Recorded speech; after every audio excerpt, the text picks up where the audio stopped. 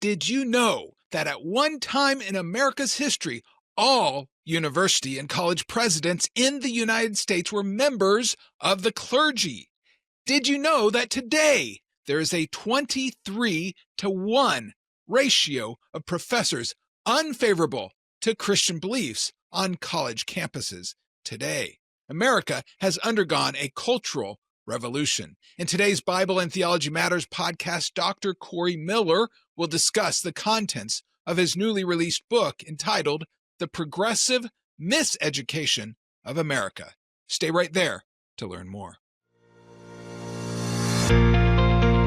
Welcome to the Bible and Theology Matters podcast, where we discuss all things Bible and theology. Because it matters. What you really believe determines how you really behave. Now, here is your host, Associate Professor of Bible Exposition at Dallas Theological Seminary and Professor of Bible and Theology for the National Theological College and Graduate School, Dr. Paul Weaver. Welcome back to the Bible and Theology Matters podcast, where we discuss all things Bible and theology because it matters. What you really believe determines how you really behave. I'm pleased to have Dallas Theological Seminary as a sponsor of this podcast. Here at DTS, we offer flexible degree programs online, on campus, and at our teaching sites around the world. With 19 unique degree programs, including doctorates, master's degrees, and certificate programs, we have something for everyone. To learn more about how you can study at Dallas Theological Seminary, visit dts.edu. On today's program, we are joined by Dr. Corey Miller, President and CEO of Ratio Christi, and the author of a powerful new book published by Harvest House, entitled The Progressive Miseducation of America, subtitled Confronting the Cultural Revolution from the Classroom to Your Community.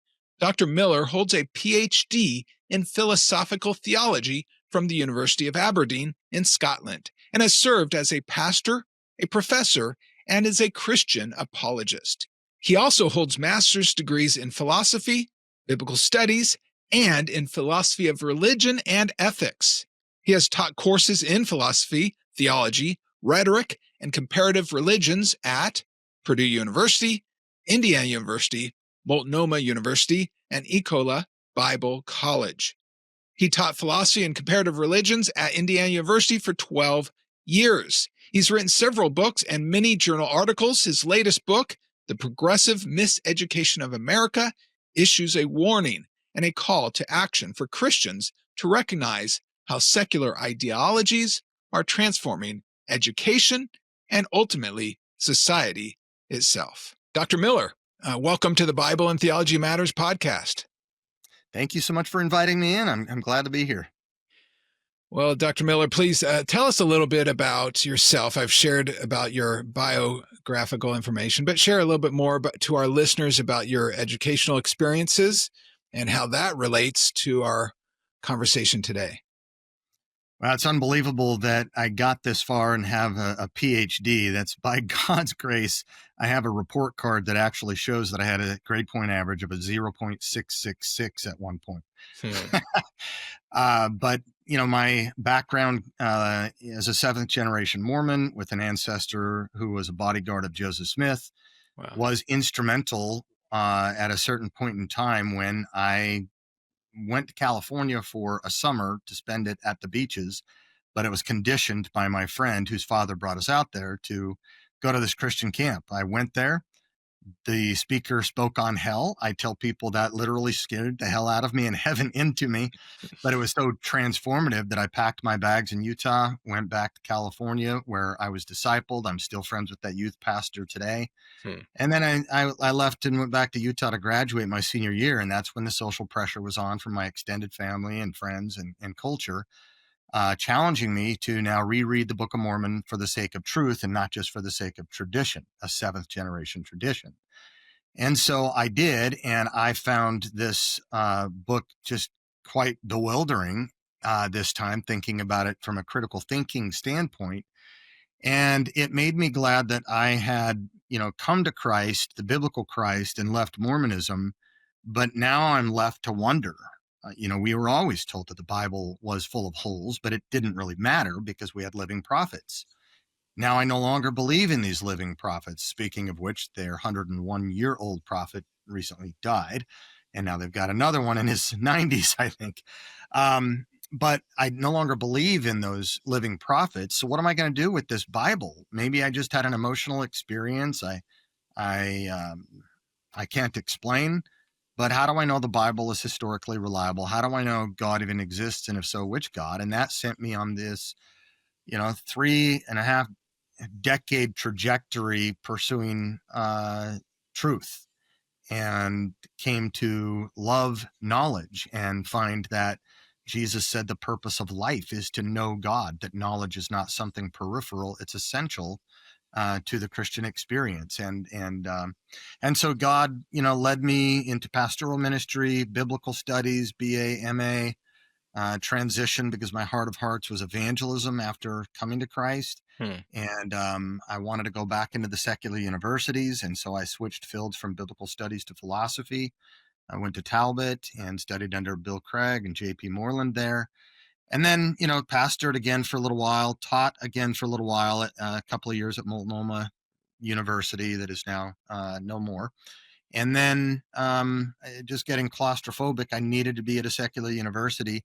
So I got accepted to Purdue University in philosophy. And that's where 6 weeks into it, I began seeing some real hostility at high levels and getting prank calls at 3:00 in the morning, mocking me for my faith. Particularly peers out of this Marxist class under a distinguished professor of philosophy, himself a Marxist. And one of those peers later got, removed for burglary. Another one, I've since had a Texas congressman call me to do a character assessment because the Texas Attorney General was doing an investigation, since this guy has written 4 books on anarchy. He's a tenured professor at a Texas university and an Antifa professor. And this was your experience at Purdue University at this time. Yeah, this is just in the corner of Marxism in continental philosophy, and Purdue, which has been labeled just a few months back by Fire as the #1 public university for academic freedom and free speech. And by the time I get to my 5th year, I had my PhD sabotaged. I was all but dissertation, and I was told I had too much of a faith perspective, even though part of my dissertation was literally on the virtue of faith. And it was an exegetical issue that my advisor, a Jewish philosopher and a Maimonides scholar, and I was doing it partly on Maimonides, but he thought I was trying to impose this Protestant notion of faith onto his beloved Moses Maimonides, most significant Jewish philosopher ever. And I said, it's an exegetical issue. He believes faith is virtue. No, he doesn't. Yes, he does. No, he doesn't. Right here on page X of his Guide of the Perplexed, I refer to the virtue of faith, and he quotes Genesis 15:6, that Abraham. Oh, okay. Well, I'll come back on board, but I'm not going to be your advisor. The waters were soiled by that time. I couldn't get another professor in the department to be the chair, even though I had a full committee. Even going over to Haifa, Israel, and trying to find a Jewish professor whose view I was defending and who had co-authored with this advisor. The Jewish community was too small, and he said, it's a hot potato, I'm not touching it. So because after 5 years, I couldn't get another advisor, they had me. You don't have an advisor, you can't go on to research hours, you can't register, and I'm done. I had to terminate with a 5-year master's degree and go on for a second attempt at a PhD. So you might say I'm one of the dumb ones. I had to try twice. No, I'd say you're one of the determined ones, right? I had a professor as well that in Europe, one of the British universities that was not allowed to graduate with their PhD because of their Protestant perspective on John Owens. So the focus isn't on diversity and diversity of thought, is it? That's been your experience. Yeah, I mean, viewpoint diversity. What in the world is that? So right when 2020 hit and George Floyd died and the riots started to transform America, Purdue was a leading contender in the field and doing something on pursuing racial justice. That was the title, bringing in all these speakers. And the first one was Ibram X. Kendi, the high priest of anti-racism. The next one was Robin DiAngelo of White Fragility. The next one was the BLM founder, Patrice Cullors. And finally, I reached out to former governor Mitch Daniels, who's a Republican. Who was the president of Purdue for a while, right? Yeah. An interesting point about this is when I was talking with Mitch Daniels, it was at the time when Amy Coney Barrett became the new Supreme Court justice, and Ibram X. Kendi called her on X a colonizer because she adopted 2 Black Haitian kids. She was essentially a racist and was pushing her whiteness onto them. And he says that you cannot be anti-racist if you're not anti-capitalist, and you can't be anti-capitalist if you are anti-queer, and so forth. So President Mitch Daniels, are you ready for Kranick School of Business to become anti-capitalist? I would suggest you reconsider and find there are Black scholars out there that are not all Marxists. There are liberal Black scholars. There are libertarian Black scholars. There are other atheist Black scholars that are not Marxists. You're bringing in all and only, except for Robin DiAngelo, who may as well think she's Black, all and only Black scholars. And I said, what about viewpoint diversity? Purdue was the first public university. Princeton was the first private to sign the Chicago Statement on academic freedom. Are you wanting to practice viewpoint diversity here? And he says, absolutely, within 24 hours. He says, I'll get you a list of other speakers. I'll have them respond to you. I thought that was great. Nothing came. I gave it a couple of months, try it again. And eventually I'd given a list of scholars whose pedigree dwarfed any one of the people they were bringing in. And that were, mostly Black, some brown, and so forth, but that were libertarian, that were atheist, that were Christian, that were actually an exhibit of viewpoint diversity. But that was what was happening under his watch and our personal conversation. And so we got one token person, I'm forgetting his name, of the Hoover Institute, a colleague of Thomas Sowell, who came in. But yeah, that happened at one of the more conservative universities in the country. Yeah. And so we're discussing your book. Thankful for your book here, the Progressive Miseducation of America, subtitled Confronting the Cultural Revolution from the Classroom to the Community. So this isn't theory for you. This is, you've experienced it firsthand in the universities as you were studying at them, and in a sense expelled from one or forced out. And now I'm thankful that you are bringing this to light. So thank you for your work on this. Thank you. Dr. Miller, your book opens with a striking claim, and I quote, "America is undergoing a cultural revolution." What do you mean by that? And why do you believe this revolution is so urgent for Christians to understand?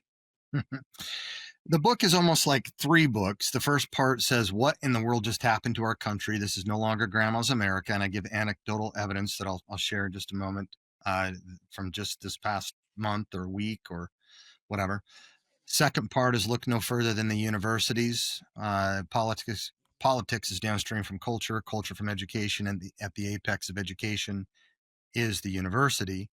And I give the whole history of the university, how we started them and then lost them. And that's a clue then for part 3, how to have our own little revolution, which we can talk about, I suppose, later, and push back against what's happening in this revolution. But what do I mean by that? Well, last night, New York just elected a socialist and self-identified socialist mayor.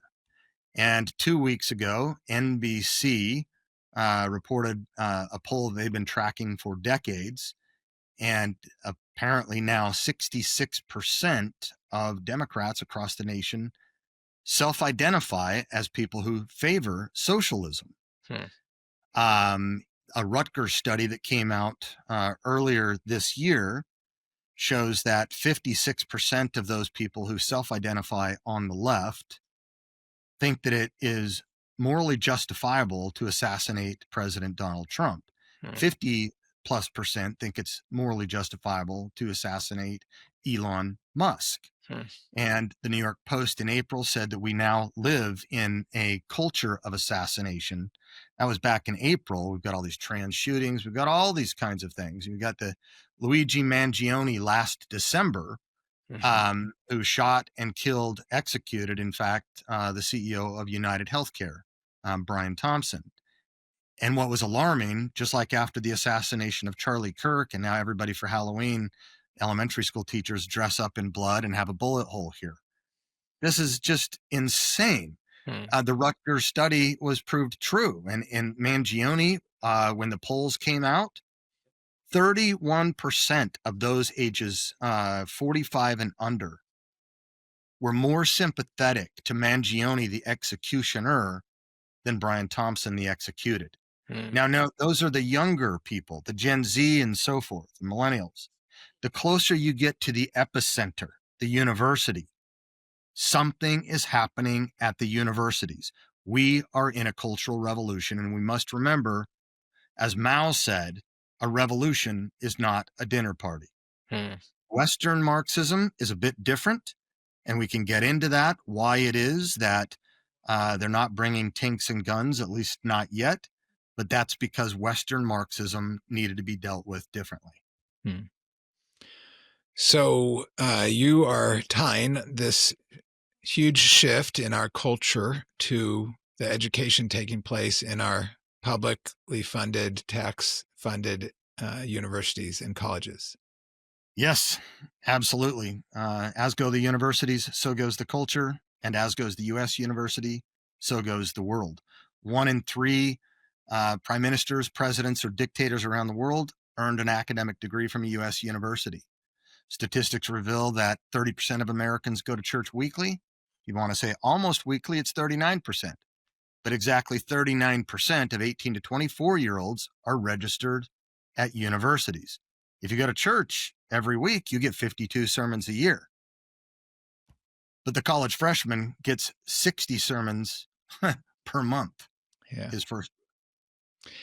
I'm going to jump to a question I was going to ask you later, but I think it's fitting here because you remind your readers that up until 1840, all university and college presidents in the U.S. were members of the clergy. Now, let's stop and pause and think about that. All college, university presidents, college and university presidents were trained to be pastors, trained in the scriptures.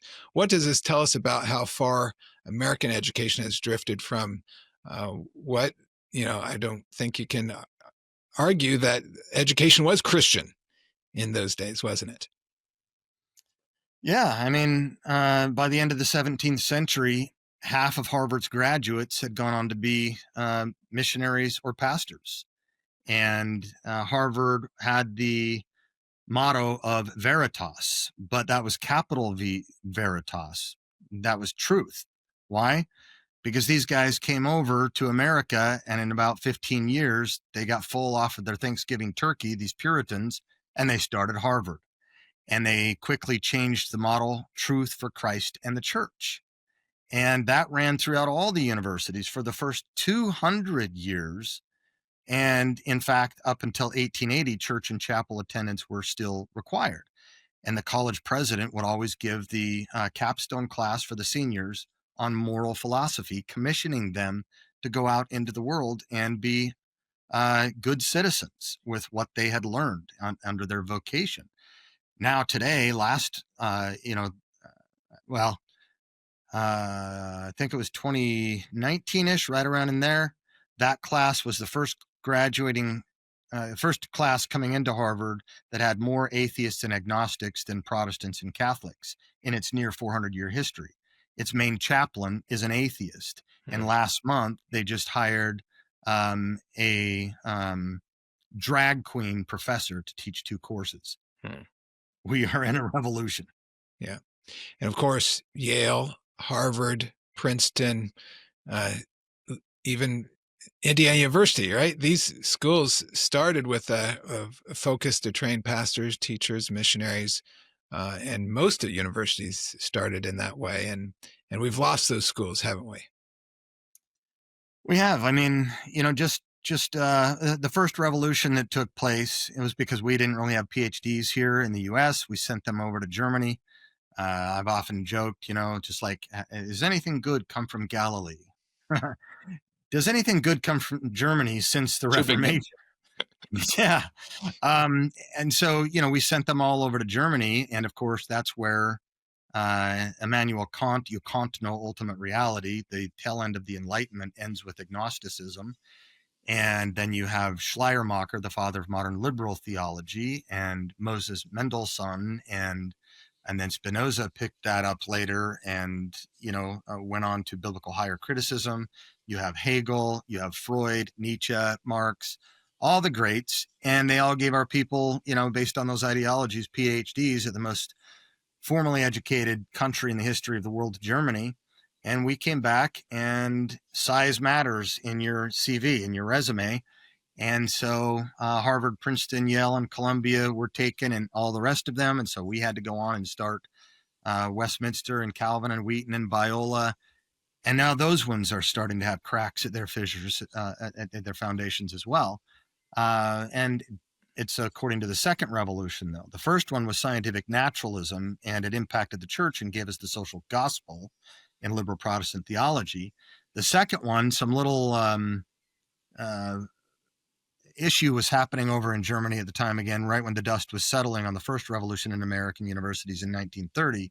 And that is this little school called Frankfurt School of Critical Theory. And these guys were predominantly Jewish in their leadership. They were globalist socialists. They were anti-fascist or Antifa. And they had this issue with the National Socialists. And they were all socialists. Which socialist was going to win, the hammer and sickle or the swastika? And the little mustache guy rose to power. And if you're a Jewish globalist socialist, you had to get out of there. And where did you go? Columbia, Brandeis, UCLA, and other universities. A little bit further down south in the Axis powers of socialism, under Mussolini, who was a communist, became a fascist, still a socialist, had imprisoned Antonio Gramsci, who is considered to be one of the most dangerous cultural Marxists. He never got out of prison, but his prison notes got translated into the English-speaking world right here in my state of Indiana at Notre Dame University, of all places, by a Marxist scholar at Notre Dame University, of all places, by the name of Joseph Buttigieg, father of Mayor Pete. And, with that, and then within 15 years from there, you get the founders of postmodernism like Derrida, Foucault, Lyotard, all right there in France. And when you do the investigation on it, it turns out they were all also members of the French Communist Party or sympathizers of it. And all of them came over to the American universities, and the rest was history. In the 90s, the ratio of liberal to conservative professors was 2.3 to 1. Still severe if you've got 100 professors in the room, but you had checks and balances. It wasn't an echo chamber yet. They didn't have any blasphemy laws and attending consequences for you of being canceled or destroyed for your career. But now fast forward 3 decades, the ratio of liberal to conservative professor is 12 to 1 for those retiring, 23 to 1 for those who just got tenure and have a lifetime like Supreme Court justice appointment on them. And in the Ivies, it's 27 to 1. Religious studies, it's 70 to 1. You would never get a job there. Wow. Yale, not too long ago, reported in their social sciences and humanities, their ratio is 78 to 1. This is not viewpoint diversity at all. This is a monolith, and it's no longer being reigned by liberals. The reigning group is now post-liberal, post-modern Marxist, or the new left. And that explains why people like Richard Dawkins now wants to be our friend and call himself a cultural Christian. Elon Musk, a cultural Christian, and Jordan Peterson, an existentialist Christian, and Joe Rogan is coming over. And even Bill Maher is knocking at the door. And we've got Caitlyn Jenner, or otherwise known, or Bruce Jenner, otherwise known as Caitlyn Jenner, who ran for the governorship in California under the Republican mantra. I mean, what is going on? What's going on is we are in a revolution.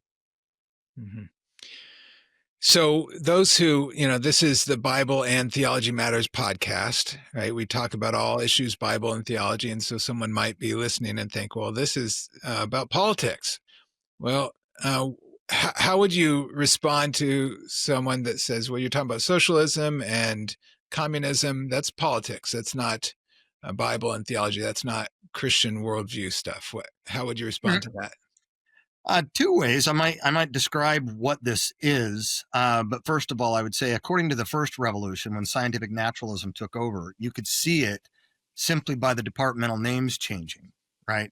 It wasn't theology now, it was divinity schools and things like this. But you had no longer politics, which was always part of ethics for 2,500 years. Until after Kant, it now became political science, because the scientific revolution, if you wanted to be academically respectable, everyone was a scientist. And so over here at Purdue, we have the Department of Psychology, or psycheology, the study of the soul.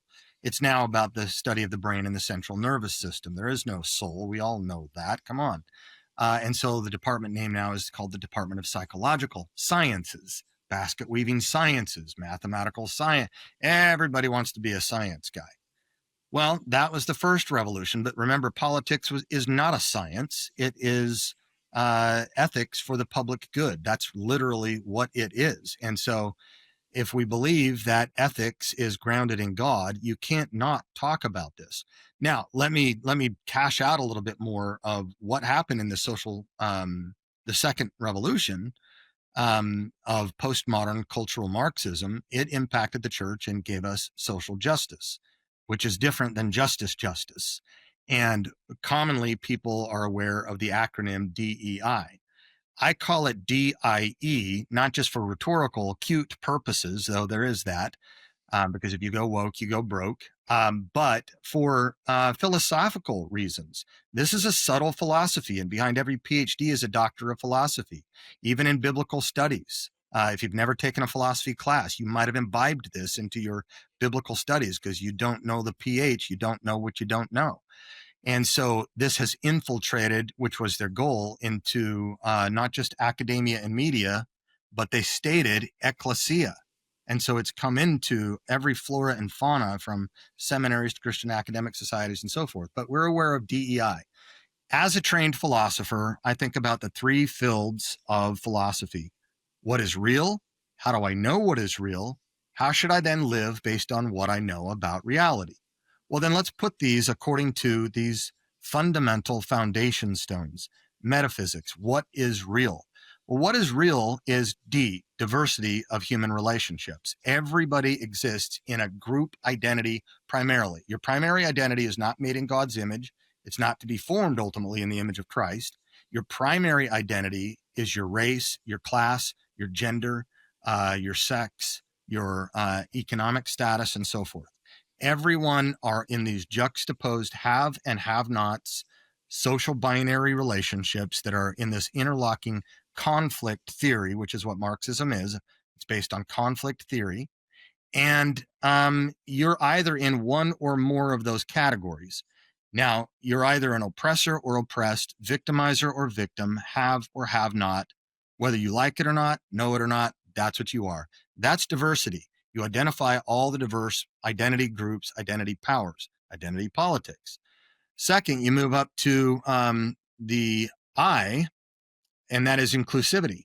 You exclude those oppressor groups, and you platform now with a kind of esoteric knowledge, because their eyes have been opened. They are woke. This is an epistemological notion like enlightenment, but they're woke. How so? Because you get this knowledge only by being part of the oppressed. That's why in reproductive justice, one iteration of social justice, the patriarchy, the man has nothing to offer. He should just sit down, shut up, like it, lament, and learn. And only the woman can say something. Only those in the oppressed classes can say something. This is based on standpoint theory. You've had lived experience, and only you have that knowledge. Standpoint theory was rooted in feminism, where Sandra Harding developed it, but she claims to have gotten it from Karl Marx. And then finally, after the D, in the eye, including only those oppressed with moral knowledge to make a difference. You have, how do we execute on this then? If the problem is social oppression, the solution is social liberation by social justice. And that is reparations, revenge, payback. It is righting the wrong of the power imbalances in these social categories, race, class, sex, gender, ethnicity, and so forth. And none of this is rooted in a Christian worldview. No, your primary identity is not being made in God's image. You might say of the tale of two Jews, Jesus was the better Jewish representative, not Karl Marx. But because this is infiltrated into our campus ministries, our seminaries, our Christian academic societies and churches, we're following Karl a bit more. And that is because we are in our pastorates, if we're not guilty of, these fads of skinny jeans and fog machines, we're imbibing things from sociology and culture more than theology and scripture. And that's how we're getting overtaken by this. So you've shared off the recording here that you've been disinvited from places because of your diversity of thought from that which of the seminary and colleges you were speaking at. You've given some statistics. What do you say, 70-1 in theological seminaries as far as religious studies, and then 23-1 on college campuses. So clearly, just from that statistic alone, universities aren't diversity of thought, right? Unity, diversity, university. You observe that most universities are no longer interested in viewpoint diversity, but in diversity of skin color, body parts, and group identities. Would you like to develop that more, elaborate further? Yeah, I mean, the Chronicle of Higher Education was addressing that this week, and the question is, is this viewpoint diversity? Is it part of the right's effort to further subdue the marginalized? So just before everybody started hearing about woke and DEI or DIE and critical race theory, critical gender theory, critical queer theory, critical anything theory, if it's not critical thinking, is Marx plus whatever category you're talking about. Back in 2019, I was learning more about this. I learned about liberation theology in seminary, but I never thought anything would become of it. Maybe Black liberation theology, until I got to Purdue and I started seeing, oh my gosh, this is becoming the main course here. This is going to overtake everything.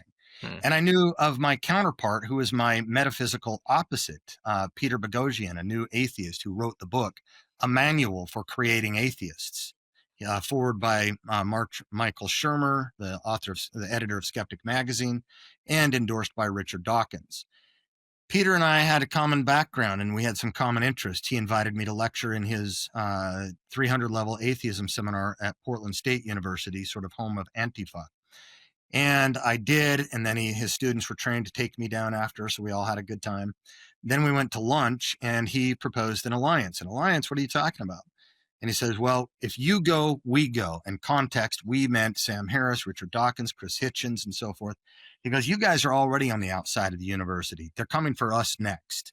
He says, we need each other. I'm done with this atheism, theism debate. This is about civilization. If you need me to talk to your board, so you guys stop your mission on apologetics. No one wants to hear about talking snakes anymore anyway, he said. But I'll do that. We need each other. I said, look, I get what you're saying. And I'll come with you on this limited partnership, this alliance.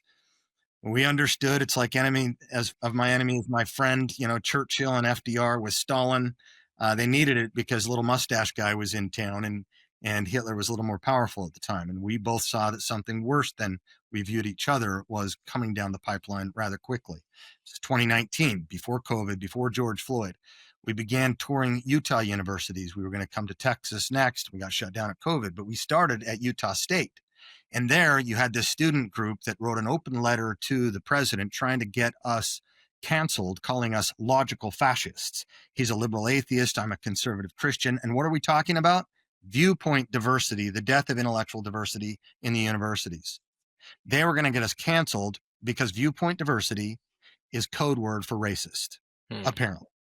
And then from there, we went over to Utah Valley University, where Charlie Kirk got assassinated. And the day we were supposed to go to Utah, University of Utah, I was hoping that the campus ministries would come. My former alma mater, Crew, would come. I had talked with them. I had allayed their fears. They thought we were maybe going to, burn bridges with marginalized groups that they were trying to build bridges with, race, class, sex, gender. And I said, look, I'm former Crew staff. I'm former Utah Mormon, 7th generation. And I just got off the phone with the Crew president a few days ago.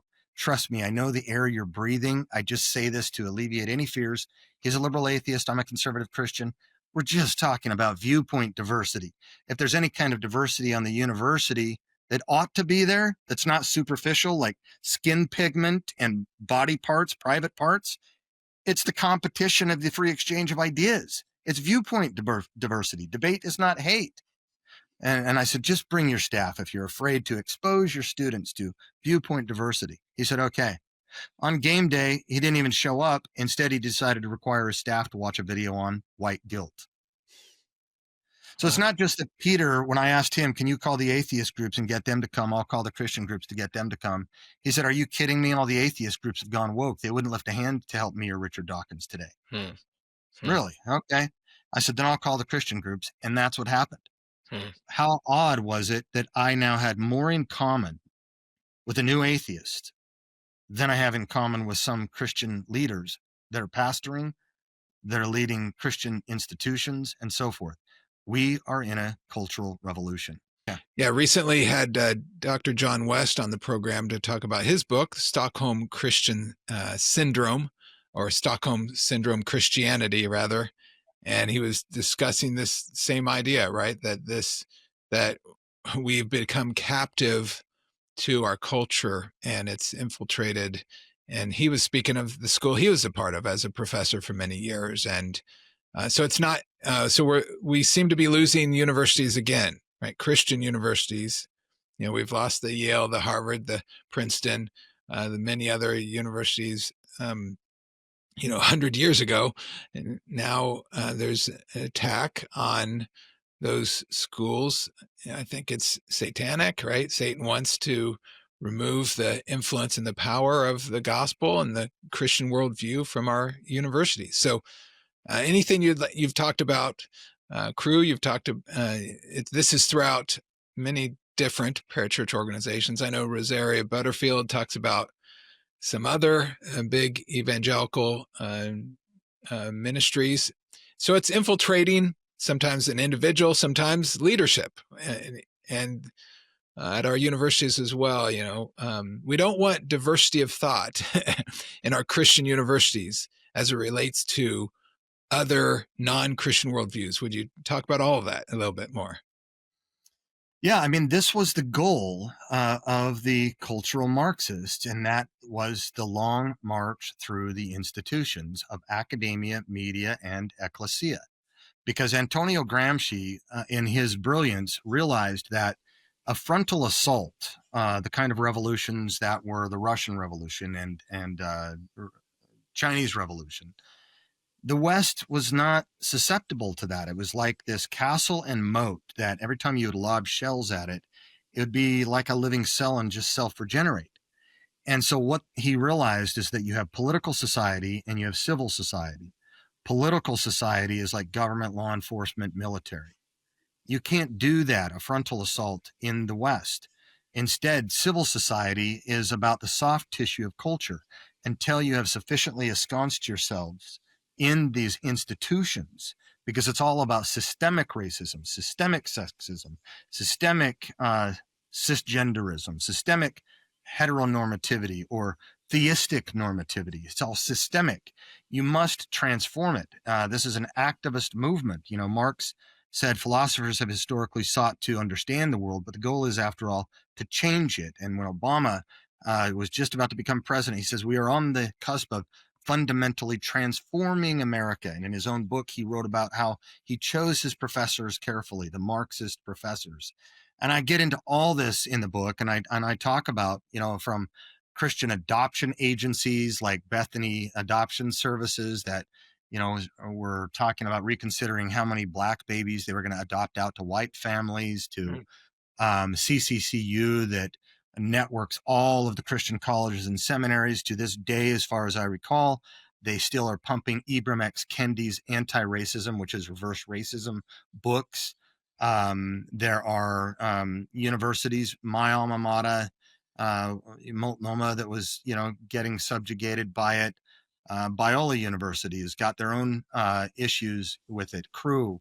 And again, there are great people in these institutions, but there is a war going on inside of these.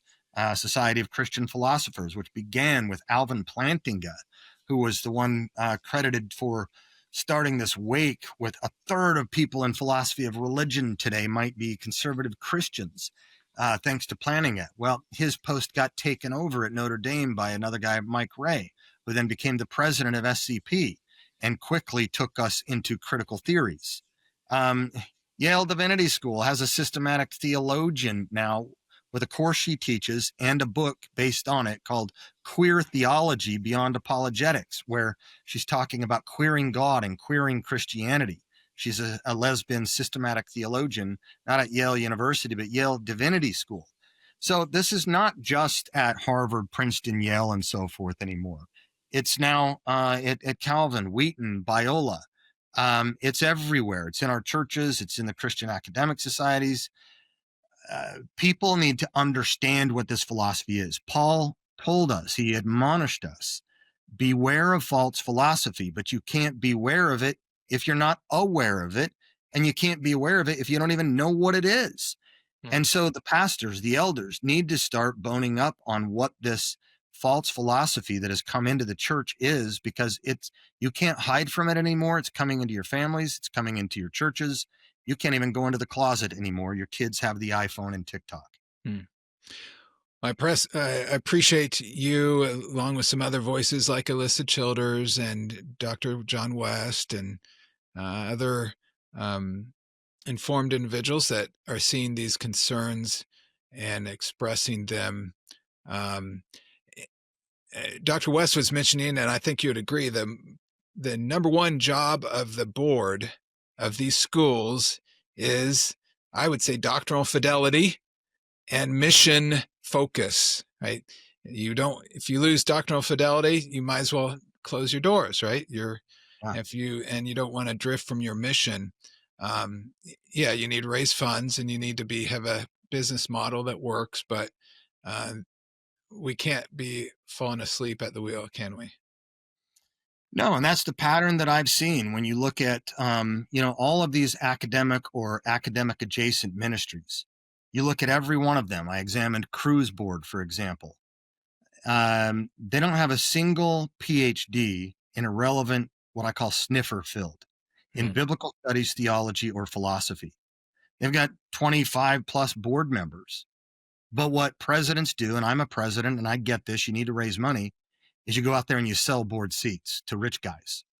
Nothing wrong with selling. Nothing wrong with bringing on legitimately a board member of affluence. I get that.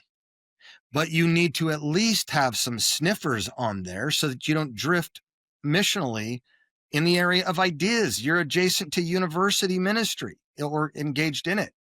The same thing I saw with Veritas forums when we got canceled based on a University of Washington debate. We were hosting Neil Shenvi with a Yale Divinity School theologian on the consistency of critical theory and Christianity.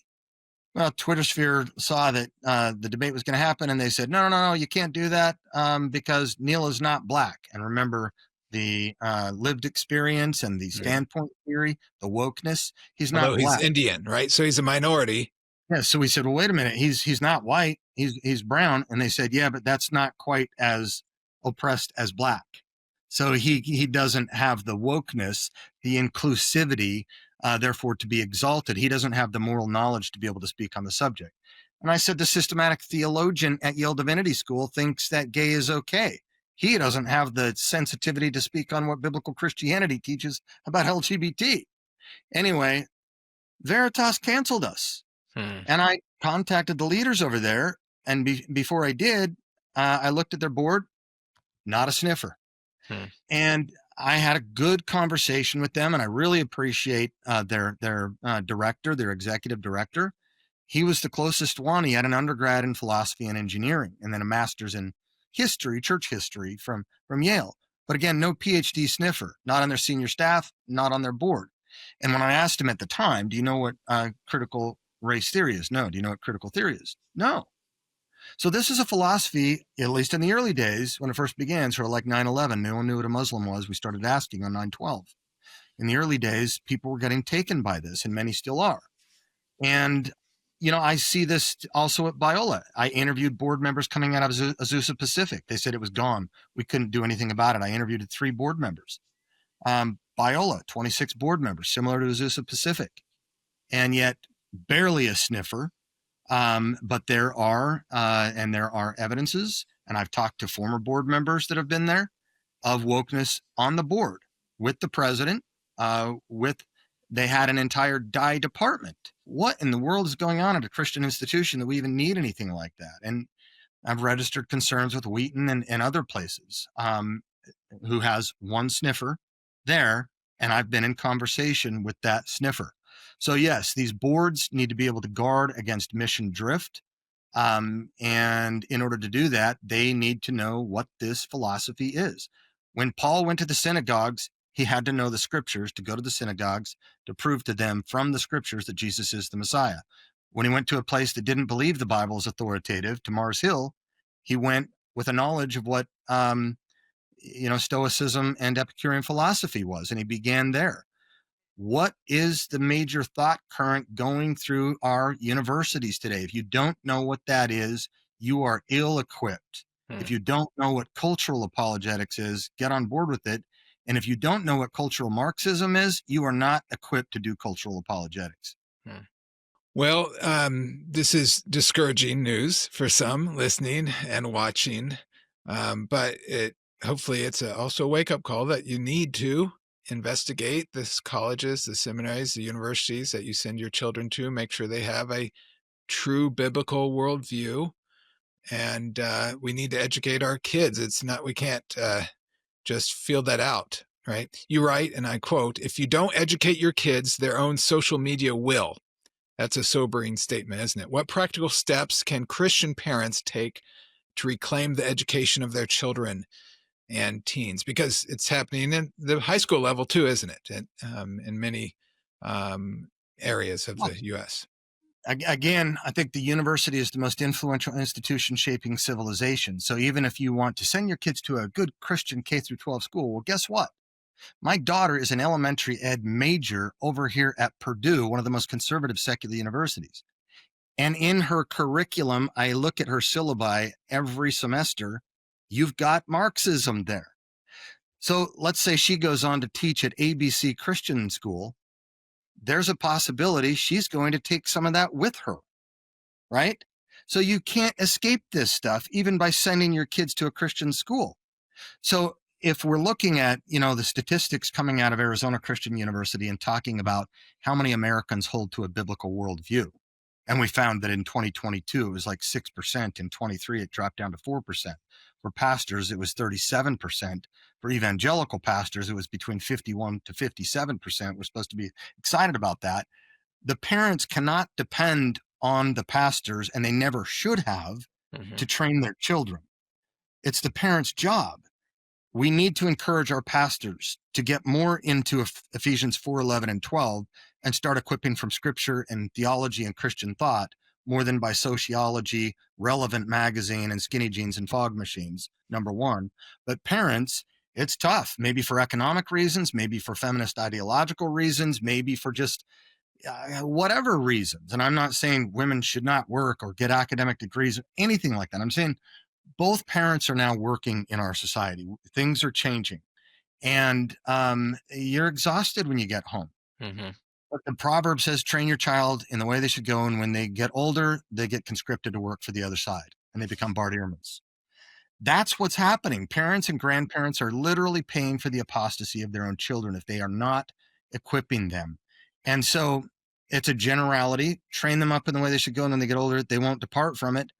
But are we training them up? Well, I don't have time. I don't know where to look for resources.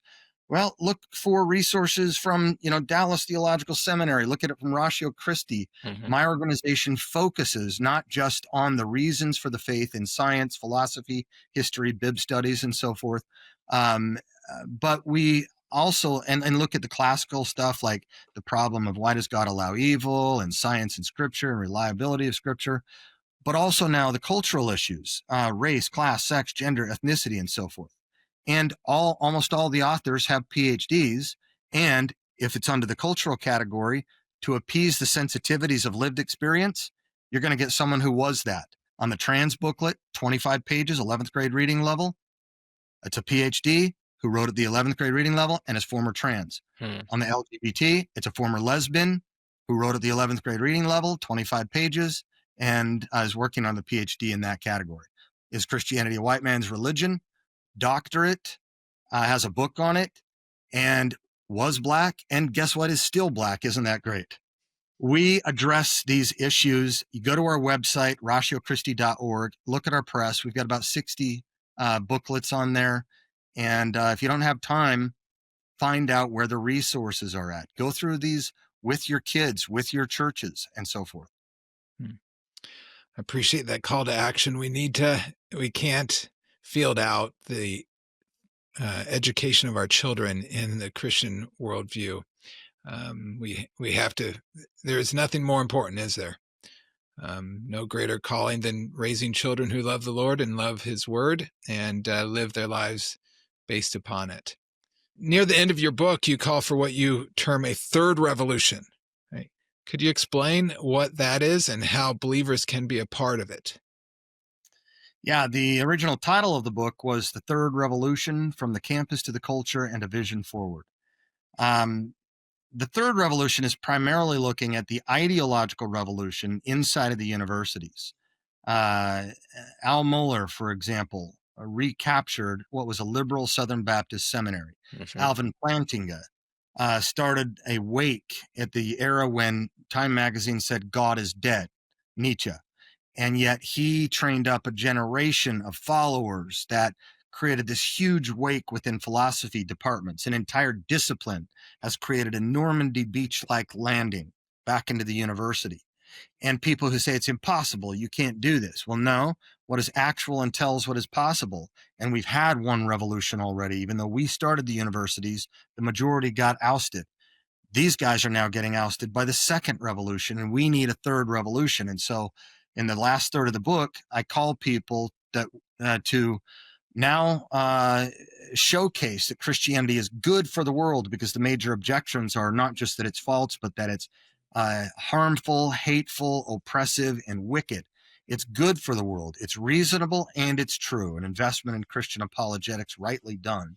And then a clarion call to pastors, to parents and grandparents, to parachurches, to political allies, to professors and educators, to philanthropists, to prayers, all hands on deck. If you cannot go back into the universities, then fund ministries that are, or at least prepare for the poisonous ideologies that are coming out of the universities. Everyone needs to do this, and everyone needs to pray. And if you look at the history of cultural change, as James Davison Hunter, University of Virginia sociology professor, in his book To Change the World shows it, it's not the old model, changed lives, change cultures. He says, no, these movements may get started by the grassroots, but unless they get baptized by the elite, the institutions, they never gain full traction.